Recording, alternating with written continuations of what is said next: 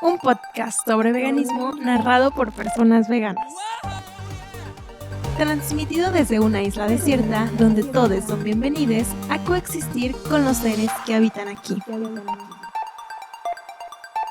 Hola, ¿cómo estás? Espero que estés súper bien. Yo estoy muy feliz de tenerte en este episodio del podcast desde una isla desierta. Hoy me acompaña una persona que yo sé que nos va a aportar muchísimo a este podcast. Inclusive yo también siento que voy a aprender un montón. Te lo presento. Él es biólogo egresado de la Universidad de Guadalajara. Tiene 7 años siendo vegano y actualmente produce algunos de los alimentos que consume. Él es Daniel Castillo. ¿Cómo estás, Daniel? Hola, Claudia. Muchísimas gracias por la invitación y por esa presentación tan chida de tu parte. Tu currículum nada más. Yo también vengo a aprender aquí. Qué chido tenerte aquí. Pues como platicábamos un poquito fuera del aire, es muy poco común, ¿no? Que un biólogo sea como antiespecista o vegano. Sí, conozco poquitas personas. Creo que dentro de la carrera se cosifica muchísimo la naturaleza. Pero se puede ser biólogo y vegano. Y tú eres de que el vivo ejemplo, ¿no? Estoy vivo. Exacto. Muy bien, pues me gustaría que abriéramos un poco la conversación por ahí, que nos platicaras un poco más de ti, sobre este estilo de vida que tú llevas y qué fue lo que te llevó como hasta ahí. En septiembre cumplo 8 años de ser vegano, o de lo que yo creía en un inicio que era el veganismo, porque me acuerdo que lo hice por temas de medio ambiente, porque siempre fui como muy defensor de, no tires el agua, no tires la basura ahí, y todo, y en un momento me di cuenta que era como muy contradictorio hablar sobre el impacto que tenemos como seres humanos, pero seguir consumiendo animales cuando es una, pues, de las principales actividades humanas que están aportando al cambio climático y a otra serie de eventos catastróficos. Total. O sea, tú en algún momento te preocupaba mucho el medio ambiente y llegaste a esto de dejar de consumir animales, ¿no? En un inicio dejaste de consumir carne.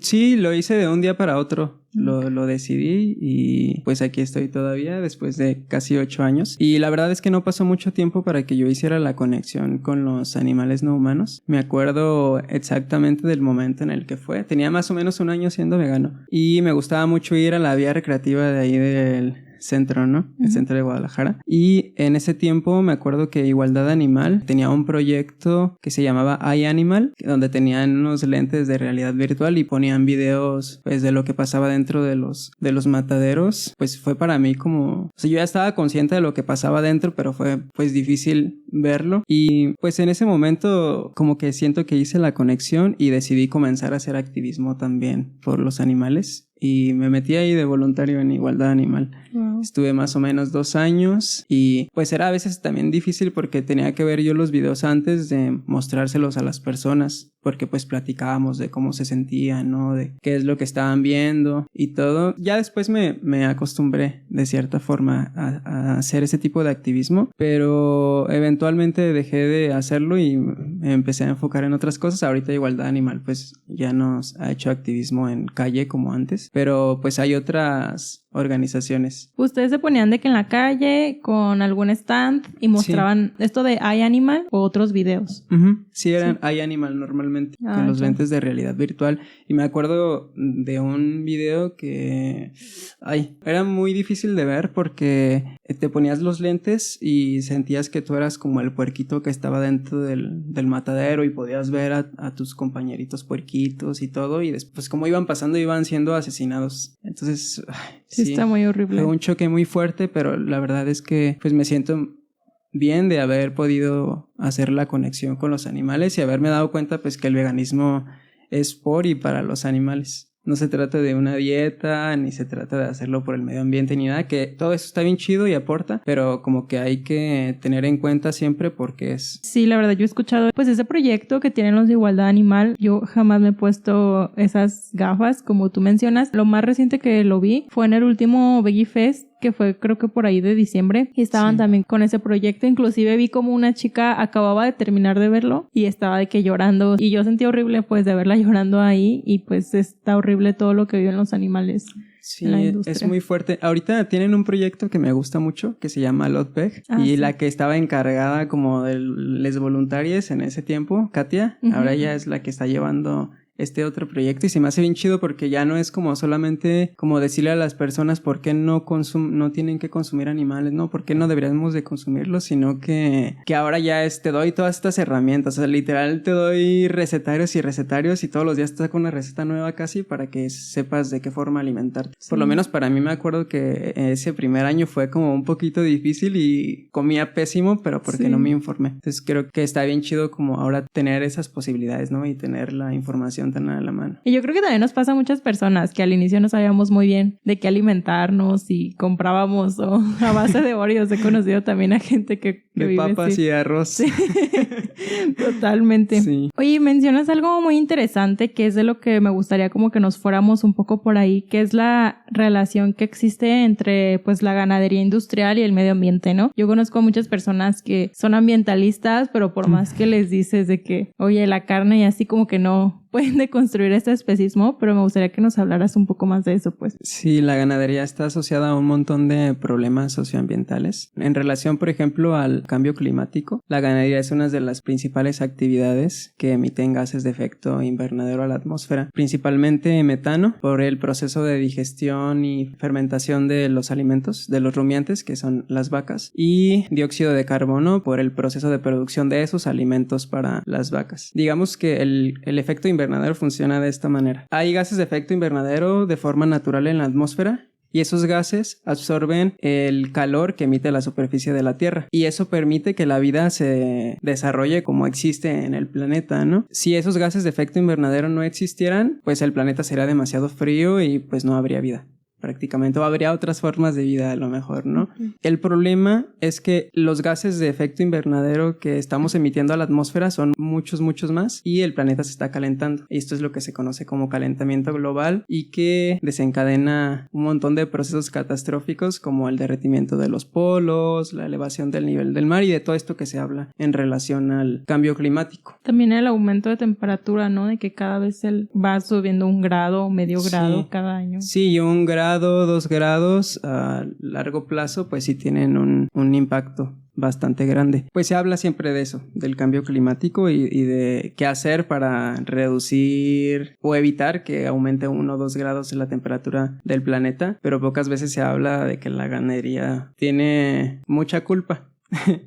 Y un dato que me parece muy interesante y que a mí me sorprendió mucho cuando lo supe, que fue pues al inicio cuando decidí dejar de consumir animales, es que la ganadería produce más gases de efecto invernadero que todos los medios de transporte juntos. Sí. O sea, a mí me parece una locura. Sí. Es responsable como del 17-18% de los gases de efecto invernadero a nivel mundial. Otro problema asociado con la ganadería es la deforestación. La ganadería es una de las principales causas de deforestación también a nivel mundial, pues esto se da por el cambio de uso de suelo forestal a uso agrícola. No solamente por el espacio o por el bosque que cortan para llevar ahí a las vacas, ¿no? Y explotarlas, sino también por todo el cambio de uso de suelo que se hace para producir los alimentos de las vacas. ¿Eso cómo funciona? El cambio de uso de suelo, o sea, se supone que hay una legislación y que debería de hacerse de una forma específica, pero Latinoamérica y hay muchas leyes pues que se violan, ¿no? Y el cambio de uso de suelo pues prácticamente se hace así, o sea, yo soy dueño del bosque, yo llego, tumbo todos los árboles y empiezo a sembrar o a hacer lo que yo quiera. Y nadie me va a decir nada, pues porque es mi terreno, ¿no? O porque si me dan una multa, pues la pago. Prefiero eso. Y eso es algo que se da, por ejemplo, mucho aquí en México. Un dato también así como que a mí me sorprendió mucho es que en Brasil se estima que la ganadería ocupa alrededor del 70% de la tierra de la región del Amazonas. O sea, es la principal causa de destrucción del Amazonas. Sí, hace poco, bueno, el Amazonas de que siempre se está quemando, ¿no? Y a la gente le importa muchísimo todos estos animales que están siendo, pues, afectados por estos incendios. Y se ha dicho que, pues, eso lo están quemando por la ganadería y así, pero realmente no sé por qué la gente no hace como este cambio, no le importa tanto, no lo sé, pero es muy impactante, pues, o sea, el hecho de que una selva tan grande esté siendo como destruida es demasiado impactante, pues. Sí, Brasil exporta animales muertos a muchísimas partes del mundo y tiene convenios con China y con otros países. Entonces, el impacto ambiental queda en las regiones donde se producen los animales, ¿no? Y siempre va a afectar afectar a las personas más vulnerables y a los animales más vulnerables. O sea, todo esto de la deforestación está asociado también a la pérdida de biodiversidad. Hay muchos animales que viven en los ecosistemas, y bueno, no solo animales, un montón de seres vivos, y se va reduciendo su hábitat conforme pues van destruyendo el bosque, ¿no? Pues esto puede provocar la pérdida de biodiversidad por diferentes factores. Uno, por ejemplo, es que las diferentes especies empiezan a competir por alimento, otras por espacio para vivir. Cuando condenas a animales en un pedacito chiquito, bueno, a las especies en un pedacito chiquito, pues también se empiezan a reproducir entre ellas, entre los animales más cercanos, que eso se conoce como endogamia, y eso reduce como la diversidad genética de las diferentes especies en esa zona. Y pues es más difícil para ellas a lo mejor adaptarse a diferentes cosas como cambio climático. O sea que cuando los espacios se limitan, dices como que se empiezan a reproducir entre su misma descendencia o así. Ajá, sí, y eso puede desencadenar pues muchos problemas genéticos para las diferentes especies, y es lo que los condena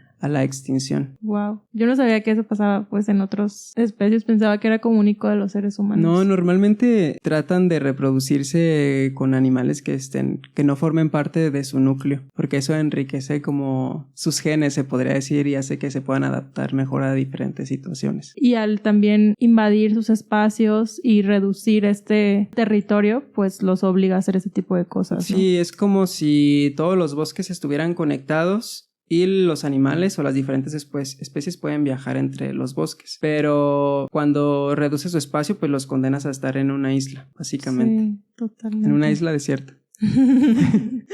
Sí, wow. Yo la verdad no conocía esto, no me había puesto a pensar tampoco en eso, porque obviamente pues se pierden muchísimos animales en toda esta deforestación, ¿no? Pero los que quedan, pues es que en qué condiciones quedan también, sí, pues. Exacto. Afecta completamente sus ciclos de vida. Total. Otro problema que está asociado a la ganadería es la contaminación del agua. Esto se da principalmente por las excretas que producen pues los diferentes animales. Hablando de estiércol y de orina, ¿no? Y esto lo que va a hacer es filtrarse en la tierra y va a contaminar los mantos acuíferos. Y por ejemplo, si está como hablando de la ganadería extensiva donde tienen grandes áreas para pastar, por ejemplo, si hay un cuerpo de agua cerca como un río, ese cuerpo puede que esté contaminado de algas o así de otras especies, porque cuando un cuerpo de agua tiene altas concentraciones de nutrientes, se empiezan a desarrollar algas y bacterias y diferentes cosas, y eso hace que el agua pierda disponibilidad de oxígeno y como consecuencia pues se muere la vida marina que habite en ese espacio. Físicamente se ve como cuando el agua se pone verde y cosas así, ¿verdad? Cuando el agua se pone verde es porque tiene concentraciones muy altas de algas normalmente. Entonces las algas lo que hacen es que esa disponibilidad de oxígeno para las otras especies pues disminuya. Básicamente se mueren ahogados, asfixiados. Sí, porque ya no tienen oxígeno. Sí. Y bueno, ahorita que estamos mencionando como todo esto de la deforestación y de la pérdida de biodiversidad, ¿no? Pues la ganadería ocupa el 30% de la superficie terrestre del planeta. O sea, imagínate el planeta y una tercera parte es de animales explotados. Sí. Y además también, como hablando de superficie terrestre, el 70% de la superficie que cultivamos, o sea, de las zonas cultivables, se utilizan para alimentar al ganado. Y nada más el 30% de lo que cultivamos es para alimentar a los seres humanos. Imagínate si usáramos ese 70% que se utiliza para alimentar a los animales de granja explotados para alimentar a los seres humanos. Sí, es muchísimo ahorro de recursos. Sí, hay un problema muy grande de distribución de los alimentos y de acceso también a ellos, porque la alimentación pues se ha convertido en un negocio, y normalmente las personas que tienen acceso a consumir animales pues son personas con alto poder adquisitivo, ¿no? Y hay personas muy vulnerables que ni siquiera tienen acceso a los alimentos. Cereales, legumbres, o sea, ni siquiera pueden acceder a eso. Ni siquiera eso. Sí, está muy cruel esa situación. Es muy inequitativo. Sí. Yo tengo una duda muy genuina que hace poco me mencionaron en TikTok, porque yo mencioné justo esto de que si nosotros dejáramos a los animales fuera de nuestro plato, los recursos que se utilizan para alimentar a esos animales pueden ir directamente a los humanos y pues se pueden repartir mejor los recursos, ¿no? Si dejamos a los animales de esa cadena de alimentación. Y un ganadero me respondió que la tierra que se utiliza para cultivar los alimentos de las vacas, cerdos y así, no es la misma tierra que se utiliza para cultivar alimentos para los humanos. Entonces digo, o sea, no sé, a mí no dio fuentes ni nada, o sea, la gente que siempre le pide fuentes, a él no se las pidió. Le creyeron genuinamente y pues sí sé que no todo el territorio sirve para cultivar, ¿no? Pero no sé si existe esta diferenciación entre cultivos como, esta tierra solo es para cultivar esto o esta tierra no sirve para cultivar otros alimentos, no sé. Pues los alimentos que principalmente se cultivan para alimentar el ganado son semillas, son maíz, son sorgo, son soya y esos alimentos pues pueden ser destinados a los seres humanos, o sea, no entiendo como cuál es la relación en eso. Donde puedes sembrar maíz, puedes sembrar otras cosas también, a lo mejor no todo el año, pero hay sembradíos temporales. Sí. Entonces, no tiene sentido para mí que una zona donde se puede cultivar maíz no puedas cultivar otras cosas. Sí, lo mismo yo también pensé, pero luego la gente pues vino a replicarme ese discurso a mi video donde decía como de que eso, de que el terreno que se utilizó para cultivar decía como forrajes. Donde se utiliza para cultivar forrajes, no sirve para cultivar alimentos para humanos y por eso se utiliza para cultivar forrajes. Y yo, pues, no sé, se me quedó como esa espinita, pues, dije, pues voy a investigar más, la verdad. Pero pues sí, o sea, ahorita que tú lo mencionas. Creo que con las herramientas correctas puedes sembrar lo que tú quieras en cualquier parte. Sí, yo también pensé eso, o sea, genuinamente dije, pues qué curioso, le iba a pedir fuentes, pero ya después borró el video, entonces ya no pude como entablar esa conversación, no le iba a comentar otros de sus videos porque como digo, era un ganadero que promovía el consumo de animales. Sí, yo creo que lo borró por alguna razón y esa razón fue que lo que dijo pues no era correcto.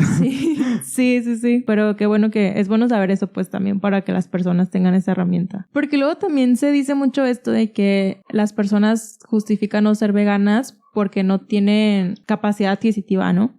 O sea, dicen como que el veganismo es muy caro y creo que eso es un mito muy grande que se ha preservado por mucho tiempo, que muchas personas que no conocen del movimiento pues piensan esto, ¿no? Sí, creo que el veganismo es accesible para todos los estatus y depende mucho del veganismo que tú quieras tener, ¿no? En las zonas rurales y hay personas que tienen acceso a un grupo chiquito de alimentos, pero pues por ejemplo consumen maíz, consumen frijol y alguna otra verdura, ¿no? Como nopales, por ejemplo, y ahí ya tienes una comida completa. Sí. O sea, no necesitas ir hasta la ciudad para comprar una imitación de hamburguesa, ¿no? O sea, creo que esas ya son opciones que tenemos, que están chidas que existan, pero no necesariamente quiere decir que tienes que consumirlas, ¿no? O sea, creo que el veganismo puede entrar donde sea. Y esas personas en las zonas rurales creo que incluso son veganas, pero no lo saben. Consumen basado en plantas. Sí, y tienen una vida con mucho menor impacto ambiental que muchas personas en las ciudades, ¿no? Muy de acuerdo con eso. O sea, sí sé de dónde viene esta idea de que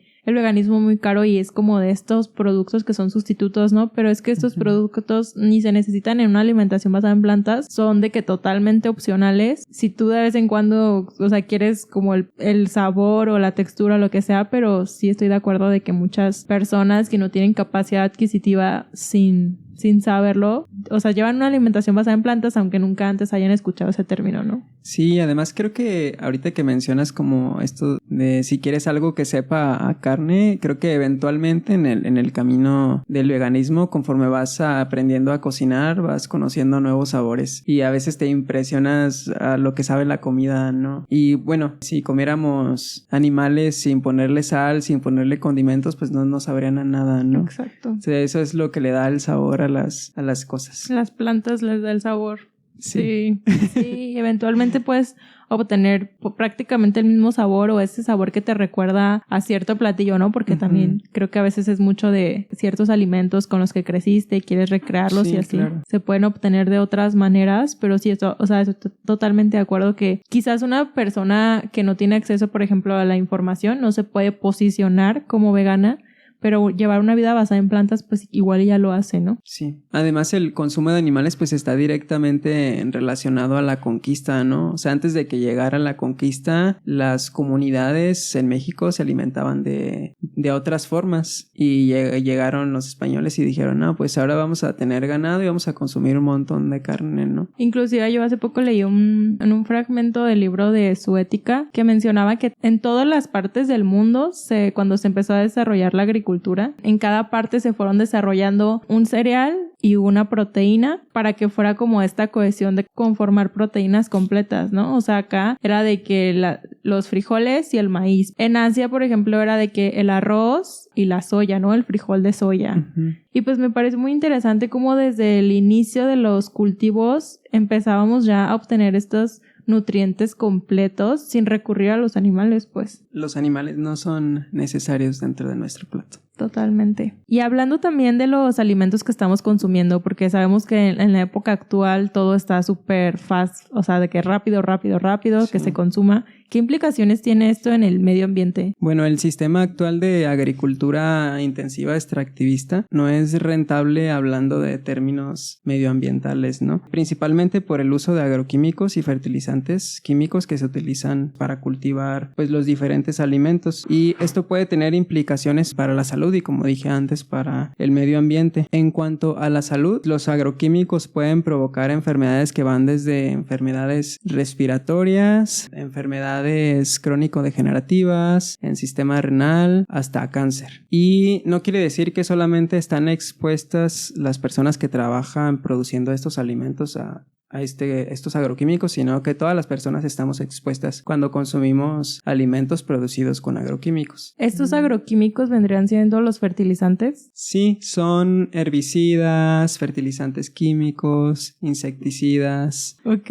Y además los agroquímicos también son bioacumulables. Esto quiere decir que si tú estás expuesta una vez a los agroquímicos, pues no pasa nada, ¿no? O sea, no te va a provocar un daño en ese momento. Pero si te expones varias veces y a largo plazo, pues va a tener una consecuencia. O sea, los agroquímicos se almacenan en tu cuerpo y no hay forma de que salgan. O sea, se van acumulando hasta que te provocan un problema. Y bueno, respecto al impacto ambiental que tienen los agroquímicos, contaminan el suelo, lo dejan infértil, contaminan el agua, contaminan el aire. Los agroquímicos pueden viajar largas distancias por el aire, y más si utilizan fumigaciones aéreas como lo hace la agricultura intensiva y los monocultivos. Aquí en Jalisco se han hecho algunos estudios, por ejemplo en Poncitlán, que está más o menos cerca de la zona metropolitana, y se hicieron estudios de orina y de sangre a niños de una escuela y niñas de una escuela que estaba pegada a un cultivo que era rociado con agroquímicos. Okay. Y salieron con agroquímicos en sangre. Y esto se hizo porque pues estaban presentando problemas respiratorios, estaban presentando problemas en el sistema renal, y un problema en el sistema renal de forma natural, se podría decir, tendría que ser ya hasta que eres viejo, no a los 7 años. Pues es el impacto que tienen los agroquímicos a la salud. Y estos agroquímicos se utilizan la agricultura intensiva, o sea, que se tienen que cultivar como muy rápidamente, ¿o por qué utilizan estos agroquímicos? El uso de agroquímicos en la agricultura tiene que ver con el origen de este sistema agrícola actual. La agricultura comenzó su industrialización alrededor de los 60s, 80s, y esto se le conoce como Revolución Verde. Y el uso de agroquímicos se dio a partir de la Segunda Guerra Mundial. Utilizaban un compuesto que se llama nitrato de amonio para hacer bombas y explosivos en la guerra, pero cuando se terminó la guerra, a algún inteligente se le ocurrió que ese compuesto, que era alto en nitrógeno y que el nitrógeno sirve para que la planta crezca, es como un elemento esencial para la planta, pues se utilizara para fertilizar los cultivos. Y pues dijeron, ya tenemos aquí estas empresas gigantes que están produciendo nitrato de amonio, pues hay que sacarles provecho, ¿no? Entonces ahí comenzó el cambio a este sistema de utilizar agroquímicos en la agricultura, y además le quitó la autonomía a los agricultores de cultivar sus alimentos con insumos que ellos mismos hacían. Ok, o sea, utilizaron eso porque les pareció buena idea, pero obviamente era muy repercutorio para muchas cosas, ¿no? Sí, además hay un negocio muy grande tras los agroquímicos. Hay agroindustrias que se dedican exclusivamente a hacer agroquímicos y a hacer semillas transgénicas que tengan características de interés para diferentes productores. Por ejemplo, Monsanto es una empresa transnacional. Esta empresa pues ha acaparado el territorio en muchísimos países, sobre todo aquí en México, en el sur del país, en las comunidades mayas. Llega Monsanto acaparando territorio y empieza a sembrar soya transgénica y a utilizar glifosato, que es un herbicida, para que no crezca ninguna otra hierba que no sea la soya. Entonces, pues este glifosato se filtra en el suelo y contamina las fuentes de aguas de las que se abastecen las diferentes comunidades mayas, además de que este herbicida produce la muerte de un montón de especies silvestres, principalmente de insectos, que son los que resienten más los agroquímicos. Entonces, gracias a que las comunidades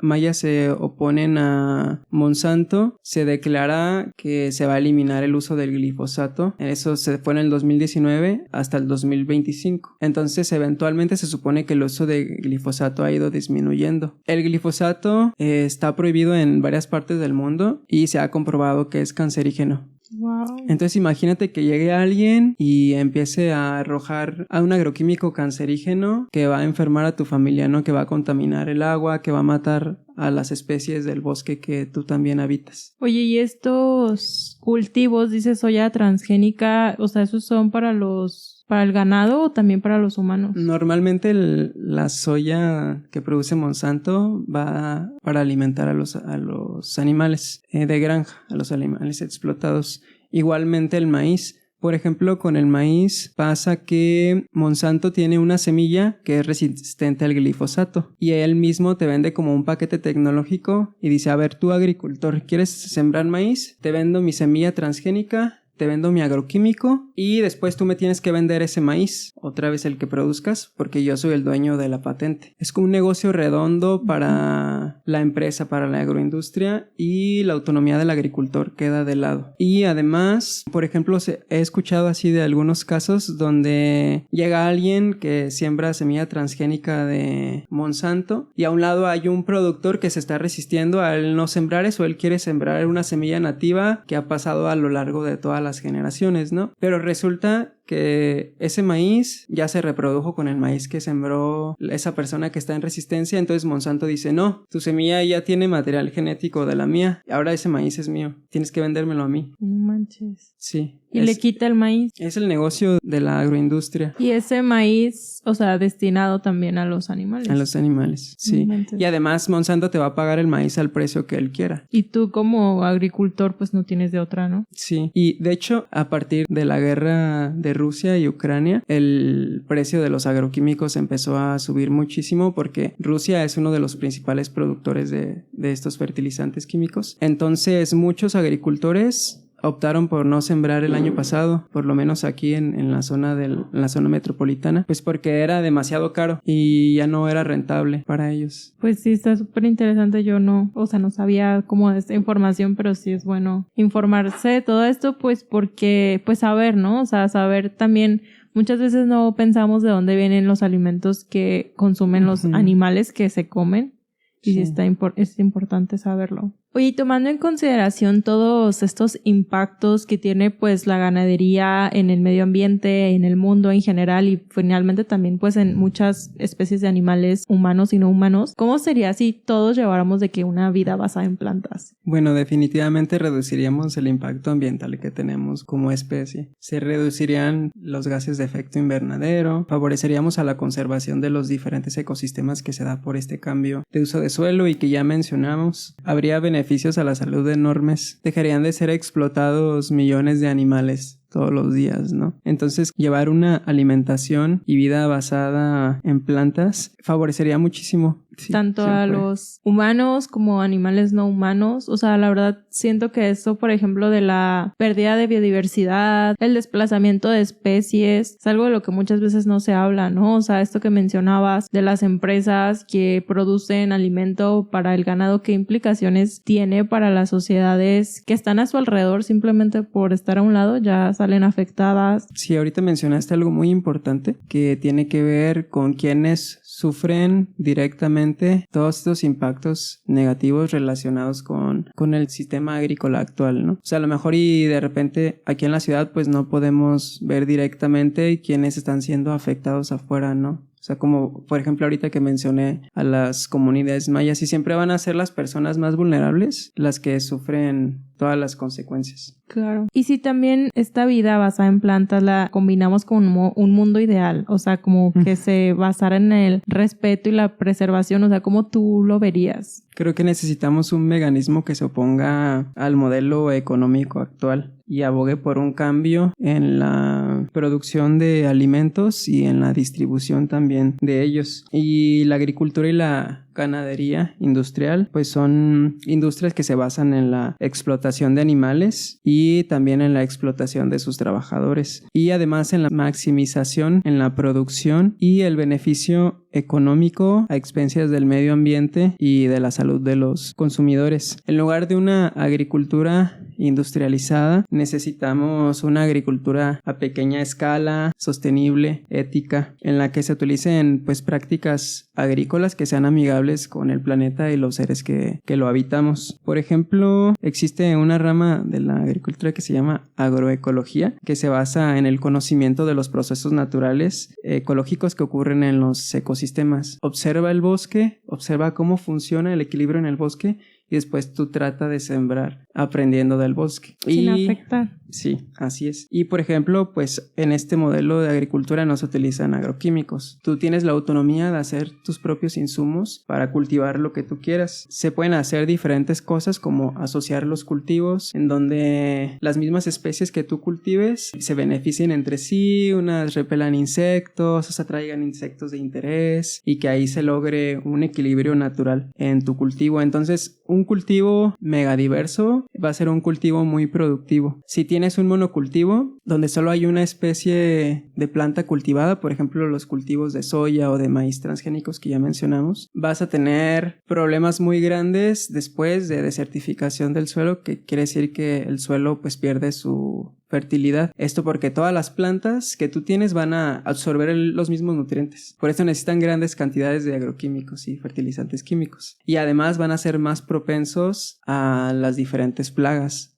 O sea, si ya llegó una plaga que va a atacar el maíz, pues olvídate de todo tu cultivo. En cambio, en un sistema megadiverso donde cultives diferentes especies, eso no va a pasar. Wow. O sea, suena muy bonito porque, como mencionas, los mismos insectos dejarían de estar siendo perjudicados, ¿no? Muchas veces también nos dicen como a nosotros como veganos, no sé si tú has escuchado, yo creo que sí, esta de que pues los veganos matamos insectos y que eso nos hace como doble moral, hipócritas, y no es que realmente no nos importen los insectos, pues es que hay muchas cosas que simplemente no podemos controlar, ¿no? Y pues en lo que sí podemos decidir, pues elegirlo, pero esto que tú describes, pues como que hasta parece muy bello, ¿no? O sea, dime dónde venden esas verduras para ir a comprar.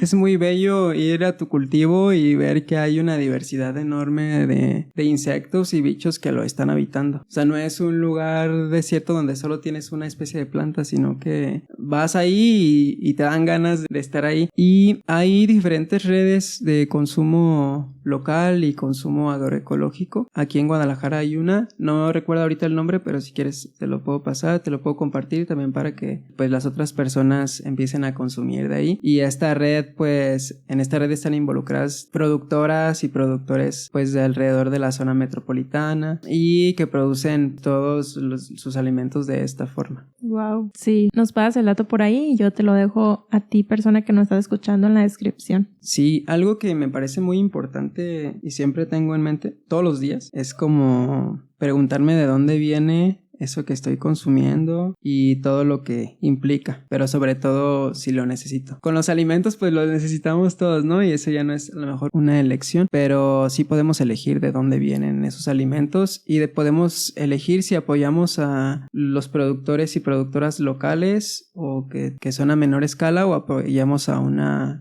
agroindustria que acapara toda la producción de alimentos y lo único que le interesa pues es enriquecerse, ¿no? Totalmente. Algo que también podemos hacer pues es tener nuestro huerto, ¿no? A lo mejor y no vamos a producir todos los alimentos que vamos a consumir, pero pues parte de ellos sabemos de dónde van a venir y además se siente súper bonito el tu poder sembrar tu lechuga, ¿no? Y después comértela, tus jitomates, aunque solo sea un jitomate, como me platicabas hace ratito fuera de la... Sí, yo le platicaba que yo una vez tuve un huerto, bueno, tengo un huerto, ahí tengo la tierra y tengo el espacio, pero no lo he vuelto a como volver a sembrar, porque solamente sembré una vez semillas y de todas las semillas que sembré solo me salió un jitomate. Pero sí, lo que platicábamos era que se siente súper bonito de que tú coseches tu jitomate, ver de dónde viene tu alimento. También me salieron unas papas, pero sabían raras. No sé si les eché algo, no sé qué fue, pero sí sabían como amargas. Y pues yo ahí la verdad dije, no, pues mis respetos para todos los agricultores, neta, que sacan alimento para tantas personas y todo el tiempo. Sí, creo que a las personas del campo siempre se les ha denigrado y nunca hemos visto la importancia que tienen, ¿no? En la sociedad. O sea, siempre es como que quieres salir del campo para irte a estudiar a la universidad y convertirte en un empresario, ¿no? Quieres tener diferentes profesiones y siempre esas profesiones se ven como si fueran lo máximo y no se toma en cuenta todo el trabajo que hacen los productores y las productoras, ¿no? En el campo. O sea, básicamente sin esas personas no existiéramos, ¿no? No comeríamos. Pues ¿qué comeríamos? Sí, como tú dices, o sea, consumimos alimentos varias veces al día y nunca nos ponemos a pensar de dónde vienen, pues. Sí, creo que debemos de empezar a valorar todo ese trabajo que hacen las personas en el campo. Y bueno, si tienes tu huerto, yo creo que vas aprendiendo en todo ese proceso a sembrar. A lo mejor desde el primer día no vas a saber cómo hacerle, aunque veas 10 videos de YouTube, ¿no? Porque pues es práctica y práctica y práctica. Yo me acuerdo que al inicio me costaba muchísimo poder cultivar algo y después cosecharlo porque o ya se lo comía un bicho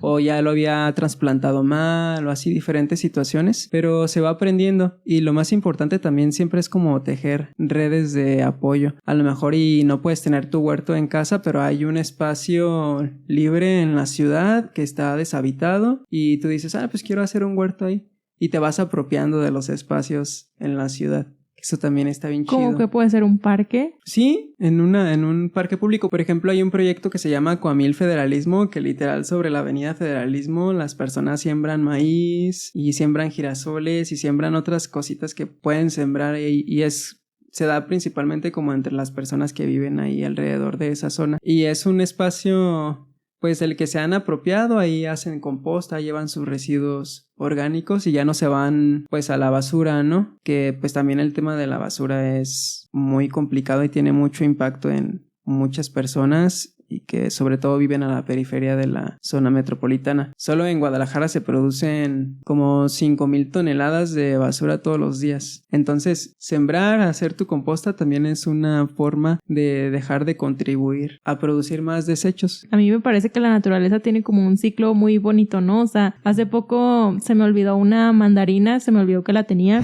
y la dejé como de que afuera y a los días ya estaba de que dura. O sea, adentro ya no tenía pulpa, ya no tenía nada. Ajá. Y ya se estaba como... No, es que no se estaba echando a perder. Esa misma mandarina ya se estaba secando. Como que sabía de que nadie se la iba a comer. Dijo, ya no fui consumida. Y se estaba como... Yo me imagino si la tuvieran un pedazo de tierra, pues integrando nuevamente a la naturaleza. Se reintegra a la naturaleza. Sí. Gracias a muchísimos organismos que hacen ese trabajo. Hongos, bacterias. Y ahorita que mencionaste esto de la mandarina, me acuerdo que a veces a mí me pasaba así que se me echaban a perder naranjas en el refri y le salía como un hongo azul. Sí. Ese hongo se llama Penicillium y está bien curioso porque después descubrí que hay muchas personas que utilizan ese hongo para combatir a las hormigas de forma natural en los huertos, que es como una de los insectos como más difíciles de combatir. Ellas lo que hacen es comerse de un montón de hojitas y con esas hojitas cultivan un hongo. y ellas se comen el hongo. Ellas no se comen las hojas, se comen el hongo. Entonces, si tú aíslas como ese hongo de la naranja y después se lo pones al hormiguero, lo que hace es que ese honguito va a contaminar, o esas esporas van a contaminar al hongo de la hormiga, y esas hormigas se van a mover a otro lado. Y no vas a matarlas, Exacto. Ni va a pasar nada, solo se van a mover. Esas son algunas de las técnicas que se utilizan en la agroecología y en otras formas de producción. O sea, vas encontrando las formas en las que tengas menos impacto negativo.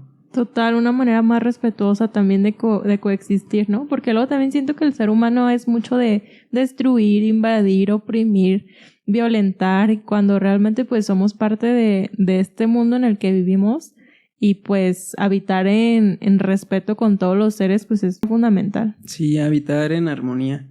Y además siempre hay que preguntarnos, ¿quién llegó primero a este lugar?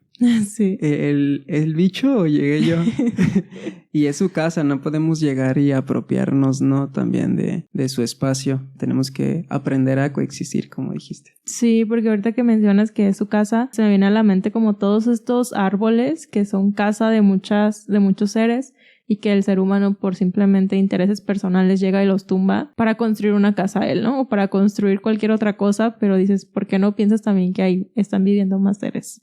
Yo también tengo esta como, no sé, como que se me hace muy feo que por construir a lo mejor, por ejemplo aquí que en Guadalajara luego construyen ya muchísimos edificios, ¿no? Y que tumban muchísimos árboles para hacerlo, y dices, es que ese árbol era casa de un ser, o sea, ¿por qué no te importa? Como que sí también, bueno, yo gracias al veganismo he conectado pues con todas estas especies que generalmente son pues muy oprimidas. No solo se trata como de sacar a los animales de tu plato, ¿no? Se trata también como de comenzar a deconstruir este especismo, de saber que todos los animales pues importan, sin importar su tamaño, sin importar su procedencia ni cómo estén vistos en la sociedad, pues. Todas y todos somos iguales. Sí. Yo veo a una hormiga y pues me siento igual que la hormiga porque somos iguales. Sí, qué bonito. Sí.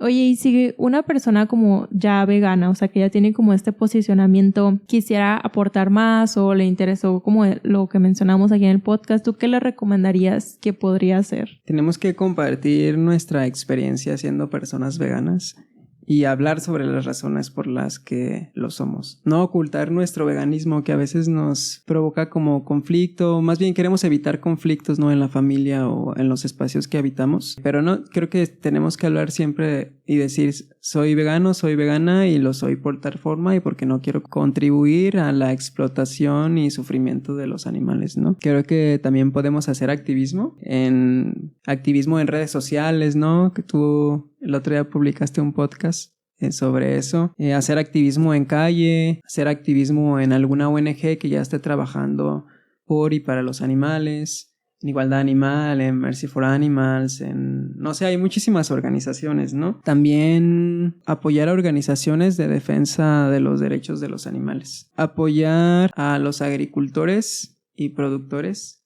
que es lo que hablábamos hace un ratito, que tienen prácticas pues justas, prácticas éticas, en lugar de comprar alimentos producidos por esto que ya decíamos, de las grandes corporaciones que se basan en la explotación laboral y en la explotación de los animales, ¿no? Otra cosa que podemos hacer es apoyar a colectivos de defensa de territorio que están viviendo como todos estos conflictos directamente, ¿no? Que a veces no nos impactan a nosotros de forma directa, pero hay personas a las que sí. Y normalmente pues esos grupos de personas oprimidas, de personas vulnerables, pues se sienten solos, se sienten solas. Y pues tenemos a veces como la desconexión con eso. Entonces creo que es algo que podemos hacer. Hay un montón de colectivos de defensa de territorio. Hay muchísimos problemas ambientales aquí alrededor de la zona metropolitana. Tenemos zonas que se están industrializando en la ciudad horrible y que están acaparando el agua. Empresas transnacionales que no se dedican a producir alimentos, pero se dedican a producir fármacos, por ejemplo, y que estos fármacos pues también están destinados la mayoría a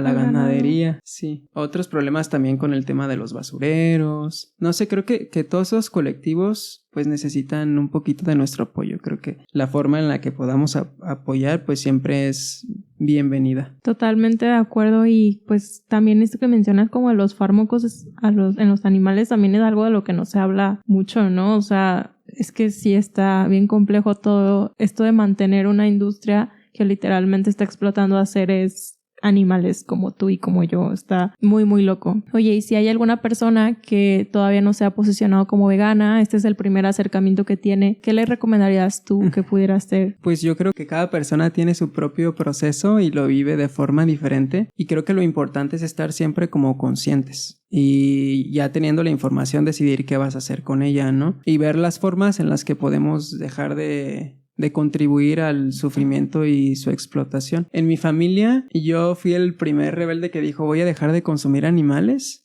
y fue exactamente cuando cumplí 18 años porque no me dejaron serlo antes. Pero yo no tuve que hacer nada y mis hermanas solitas decidieron tomar también esa decisión. Y en mi casa se cocina comida vegana. A veces pensamos que no, pero tenemos un impacto a todas las personas siempre que nos rodean. Sí, totalmente. Nuestra existencia por sí misma ya es como un activismo, ¿no? Sí. Y qué afortunado, la verdad. Yo, por ejemplo, aquí en mi casa llevo pues 5 años siendo vegana, pero no he logrado, no he logrado esa parte de que mi demás familia se haga vegana. Sí se ha reducido el consumo bastante, pero pues sí, sigue habiendo cadáveres en mi refri. Siento que a lo mejor va a ser un cambio que no vamos a ver como generación, tal vez, pero eventualmente los animales van a salir de los platos de todas las casas del mundo. Sí. Y creo que es lo importante, como tener esperanza y tener fe en que las cosas van a cambiar, porque el mundo es muy caótico todos los días y creo que la esperanza es lo que nos mantiene, y tener una causa nos mantiene todos los días y nos ayuda a poder levantarnos todos los días también. Sí, totalmente. Aparte de todo el trabajo que estamos haciendo todas las personas veganas, es muy importante, pues, o sea, es muy importante para construir esto que mencionas. Y sí es importante, pues, que a pesar de que, como mencionas, muy probablemente no vamos a ver ese cambio que estamos sembrando, pero es importante que alguien lo siembre, pues. Sí, es como la semillita que sembró tu abuelito del árbol y ahora tú puedes cortar guamúchiles de ese árbol, ¿no? Mangos, aguacates, sí. Siguiente fue. Sí, yo siento que es así, o sea, no hacemos las cosas porque queremos el beneficio para nosotros, ¿no? Sino que es ver a largo plazo siempre.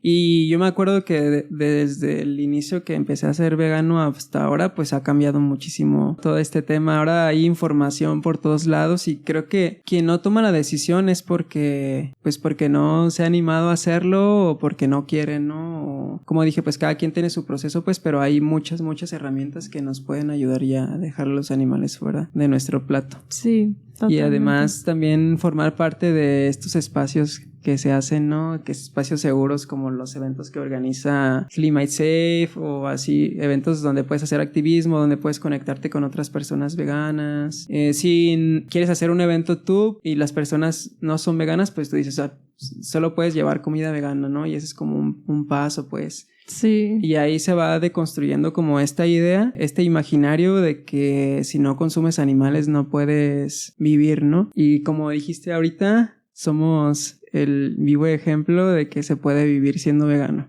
Sí. Creo que eso es súper importante. O sea, que tú como vegano existas ya es un paso muy gigante. Y pues bueno, con esto estaríamos casi cerrando este episodio del podcast. Antes de despedirnos, me gustaría que nos mencionaras tu definición de veganismo. El veganismo es una postura que se basa en evitar la explotación y el sufrimiento de los animales no humanos y también en tener el menor impacto posible negativo en el planeta y sobre las diferentes formas de vida que lo habitamos. Me encanta. Es muy importante considerar todas estas formas de vida, ¿no? O sea, como lo mencionamos hace rato, no solo se trata también como de las vacas o cerdos, sino todos los animales que están siendo afectados por este sistema especista. Así es. Pues bueno, muchísimas gracias, Daniel, por haber estado aquí. Realmente sí sabía que iba a ser muy valiosa esta información que nos estabas compartiendo. Espero que a alguna persona o más personas de las que nos están escuchando le haya servido esta información. Y si fue así, compártela en tus redes o compártela con la persona que tú creas que le puede ayudar. No sé si quieres decir algo más antes de despedirnos. Creo que todas las formas de opresión están interconectadas y que la lucha por la justicia social y ambiental debe tomar en cuenta todas estas formas de opresión. O sea, la explotación de los animales no humanos no existe en un vacío, sino que está ligada a otras formas de opresión. O O sea, oprimimos animales porque vivimos en un sistema patriarcal, oprimimos animales porque vivimos en un sistema capitalista. En este sistema capitalista se oprimen a grupos vulnerables, entonces todo está conectado. Es como que creo que tenemos que tomar en cuenta siempre todas las formas de opresión para cualquier lucha o en cualquier movimiento en el que estemos. Yo estoy muy muy de acuerdo con eso. Como lo mencionas, no está aislado una cosa de otra, simplemente han sido sistemas de opresión que se han ejercido a diferentes seres a lo largo de la historia. O sea, el especismo es algo muy muy grande, se oprimen millones de seres, pero así como hemos avanzado con otras luchas contra la opresión, pues eventualmente se va a ir ganando territorio en esta parte del antiespecismo. Así es, hay que tener fe. Sí. Pues muchas gracias por el espacio también. Y si quieren las referencias de todo, se las paso para que vean que no estamos diciendo mentiras.